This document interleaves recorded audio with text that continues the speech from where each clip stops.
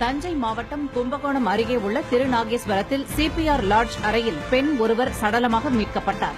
தகவல் அறிந்து அங்கு சென்ற போலீசார் பெண்ணின் உடலை கைப்பற்றி உடற்கூறு ஆய்விற்காக அனுப்பி வைத்தனர். விசாரணையில் கொலை செய்யப்பட்ட பெண் கும்பகோணத்தை அடுத்த திருப்புறம்பியத்தைச் சேர்ந்த கீர்த்திகா என்பதும் கும்பகோணத்தில் உள்ள மீனாட்சி பாராமெடிக்கல் கல்லூரியில் 2ஆம் ஆண்டு படித்து வந்ததும் தெரியவந்தது. கொலை செய்யப்பட்ட கீர்த்திகாவுடன் தங்கியிருந்தது அவரது காதலர் அவளிவநல்லூரைச் சேர்ந்த சுபாஷ் சந்திரபோஸ் என்பதும் கண்டுபிடிக்கப்பட்டது. ஏற்கனவே திருமணமான சுபாஷ் சந்திரபோஸ் அதனை மறைத்து கல்லூரி மாணவி கீர்த்திகாவை காதலித்துள்ளார். இருவரின் காதல் விவகாரம் கீர்த்திகாவின் பெற்றோருக்கு தெரியவந்ததை அடுத்து அவர்கள் சுபாஷ் சந்திரபோஸிடம் பேசி திருமணத்திற்கு ஏற்பாடு செய்து நிச்சயதார்த்தத்தையும் முடித்துள்ளனர்.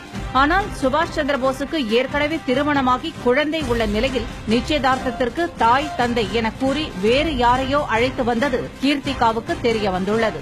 இதனால் தகராறில் ஈடுபட்ட கீர்த்திகாவை தாங்கள் அடிக்கடி சென்று தங்கும் சிபிஆர் லாட்ஜுக்கு அழைத்துச் சென்று சமாதானம் பேசியுள்ளார். அப்போது ஏற்பட்ட வாக்குவாதம் முற்றி இருவருக்கும் இடையே தகராறு ஏற்பட்டுள்ளது. ஒரு கட்டத்தில் ஆத்திரமடைந்த சுபாஷ் அறையில் இருந்த சிஎஃப்எல் பல்பால் கீர்த்திகாவின் முகம், கழுத்து ஆகிய பகுதிகளில் குத்தி கொடூரமாக கொலை செய்துவிட்டு தப்பியதாக கூறப்படுகிறது. கொலை சம்பவம் குறித்து வழக்கு பதிவு செய்த போலீசார் தலைமறைவான சுபாஷ் சந்திரபோஸை தேடி வருகின்றனர்.